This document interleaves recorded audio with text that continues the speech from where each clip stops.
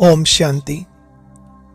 18 जनवरी 1969 की वो रात जब हम सब के प्राण प्यारे ब्रह्मा बाबा अव्यक्त हुए, उस दिन का सारा समाचार आदरणीय दादा विश्वरतन जी सुनाते हैं।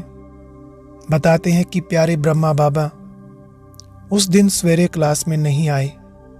शाम को बाबा ने आधा घंटा बहुत अच्छी मुरली चलाई और फिर अंत में याद प्यार नमस्ते कहने के बाद कहा, अच्छा अब छुट्टी। यह छुट्टी पहले बाबा कभी नहीं कहते थे। उस दिन यह छुट्टी अक्षर बोलकर बाबा क्लास के बाहर आए। उस समय लगभग रात्रि के 9 बजे थे। मैं भी क्लास से उठकर बाहर आया। बाबा ने मुझे देखकर कहा, बच्चू डॉक्टर को बुलाओ, मुझे चेक करके जाए। मैंने उसी समय जमुना प्रसाद भाई को साइकिल पर भेजा। उन दिनों हमारे पास एक भी कार नहीं थी। उसको कहा कि जल्दी अभी ही डॉक्टर को यहाँ ले आओ, बाबा को चेक करके जाए। जमुना प्रसाद भाई उसी समय साइकिल पर गया और डॉक्टर को चलने के लिए कहा। उन दिनों सिविल हॉस्पिटल के डॉक्टर अरोड़ा जी थे। उस समय वे घर पर ही थे। डॉक्टर ने कहा, हाँ बस सिर्फ चाय पीकर चलता हूँ। इधर बाबा क्लास से आकर अपने पलंग पर लेट गए। बाबा के कमरे में दादी प्रकाश मणि जी और अन्य थोड़ी बहनें और साथ में मैं भी खड़ा था। मैं बाबा को देखता रहा। मैंने देखा कि बाबा अपना एक हाथ हार्ट पर, दिल पर रखे हुए थे। कभी लेट जाते, कभी बैठ जाते। मैंने ऐसा अनुभव किया कि बाबा को बहुत दर्द है और रेस्टलेस फील कर रहे हैं। मैं जल्दी जल्दी कमरे से बाहर आया कि जमुना प्रसाद भाई को फ़ोन करूं, जल्दी डॉक्टर को ले आए। मैंने हॉस्पिटल में फ़ोन किया परंतु वहाँ किसी ने फ़ोन नहीं उठाया। उस समय डॉक्टर के घर में फ़ोन भी नहीं था। फिर मैंने सरदार नेवेंद्र सिंह की दुकान पर फ़ोन किया, जिसकी दुकान हॉस्पिटल के सामने थी। वहाँ सरदार जी का बच्चा दयाल सिंह बैठा था। उसको कहा कि आप जाकर जल्दी डॉक्टर को भेजो, बाबा को अधिक तकलीफ है। वह तुरंत ही डॉक्टर के पास गया। उसमें डॉक्टर चाय पी चुके थे। तुरंत अपने स्कूटर पर यहाँ आए। मैंने इसके बीच ही कोरामीन की इंजेक्शन निकाल कर रखी और सिरिंज भी उबाल कर रखी हुई थी। मैंने सोचा कि शायद डॉक्टर को इसी इंजेक्शन की आवश्यकता पड़े। फिर बाहर आकर गेट पर खड़ा हो गया। उसी समय डॉक्टर साहब भी आ गए।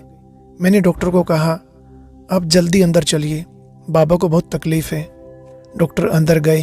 अंदर आते ही बाबा की तकलीफ को देखकर डॉक्टर डर गया। डॉक्टर सवेरे भी बाबा को चेक करके गया था। उस समय ऐसा कुछ नहीं था। मैं भी डॉक्टर के साथ ही था। तो क्या देखा कि बाबा का बायां हाथ अपने हार्ट पर है और दायां हाथ दादी प्रकाश मणि जी के हाथों में है और बाबा की आंखें बंद हैं। ऐसा दृश्य देखकर डॉक्टर ने तुरंत मेरे से कोरामीन इंजेक्शन लेकर बाबा को इंजेक्शन लगाया। लेकिन बाबा तो पहले ही देह का त्याग कर सूक्ष्म वतन जा चुके थे। फिर तो बाबा को पलंग पर लिटा दिया। डॉक्टर को भी बड़ा दुख हो रहा था कि मैंने आने में देरी की। अगर थोड़ा जल्दी आ जाता तो ऐसा नहीं होता। तो वह सॉरी बोलकर चला गया। डॉक्टर अरोड़ा के पहले इस हॉस्पिटल में एक लेडी डॉक्टर थी, जिसने रिटायर होकर अपनी प्राइवेट हॉस्पिटल खोली। फिर उस लेडी डॉक्टर को भी बुलाया गया ताकि वो भी चेक करे क्या सचमुच बाबा ने देह का त्याग कर दिया या कहीं श्वास रुका हुआ है। उसने भी कंफर्म किया कि बाबा शरीर छोड़ चुके हैं। फिर तो सारे बंगले में ये सूचना फैल गई और सभी के चेहरे और दिलों में दुख की लहर आने लगी। दादा विश्वरतन बताते हैं कि बाबा करीब 9 बजे क्लास के बाहर आए और 9:30 बजे बाबा ने देह का त्याग भी कर दिया। फिर दादी प्रकाश मणि जी सभी सेंटर पर यह सूचना देने के लिए फ़ोन करने आई। उसी रात को ही कोई भाई इलाहाबाद गया और जाकर बड़ी दीदी को समाचार दिया। बड़ी दीदी ने उनको कहा, ये हो ही नहीं सकता, तुम हमारे से मजाक करते हो। दीदी को थोड़ा शक पड़ा, इसलिए उसी समय मधुबन में फ़ोन किया।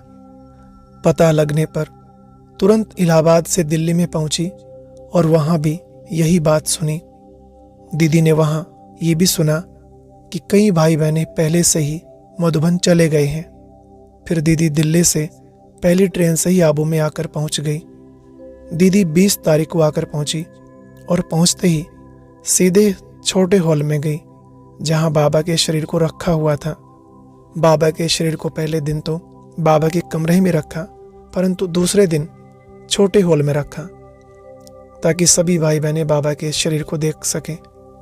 वहां बाबा के शरीर को देखकर दीदी जी काफी देर खड़े रहे।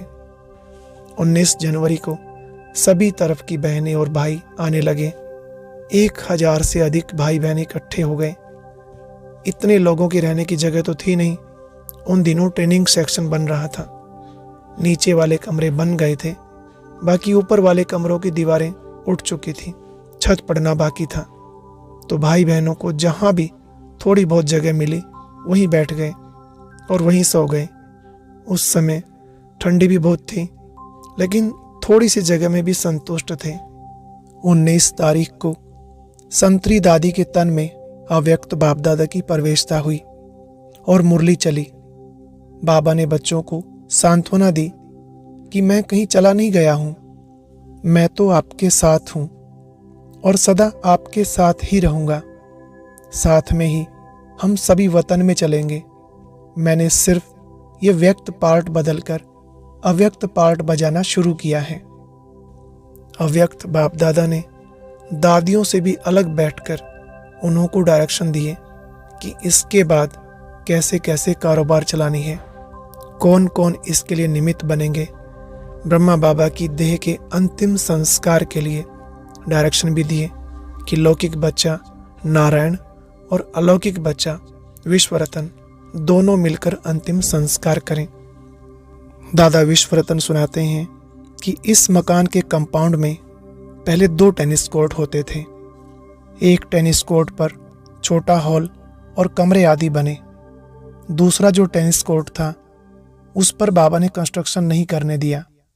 बाबा ने बोला था यह टेनिस कोर्ट ऐसे ही रहने दो, बाकी इसके साइड में भले कमरे बना लो।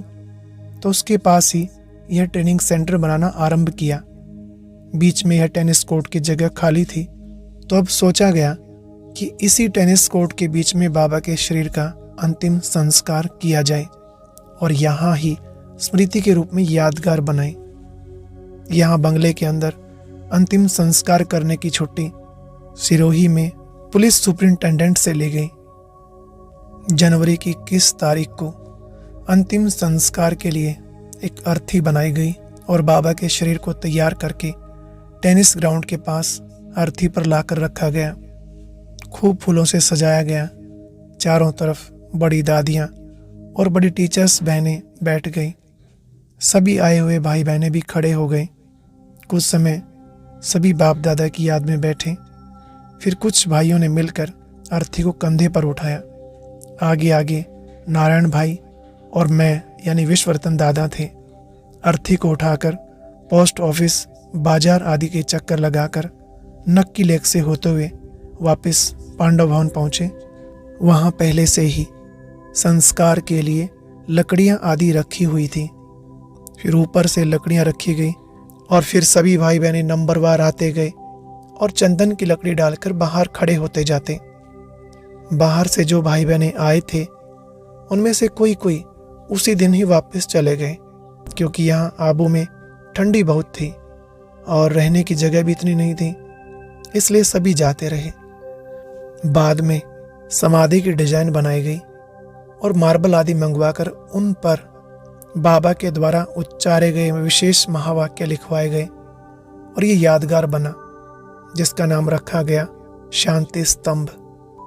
ऐसे यह सर्वप्रिय यादगार हमारे ब्राह्मण परिवार के भाई बहनों के लिए तो क्या, परंतु बाहर के लोगों के लिए भी एक तीर्थ स्थान बन गया।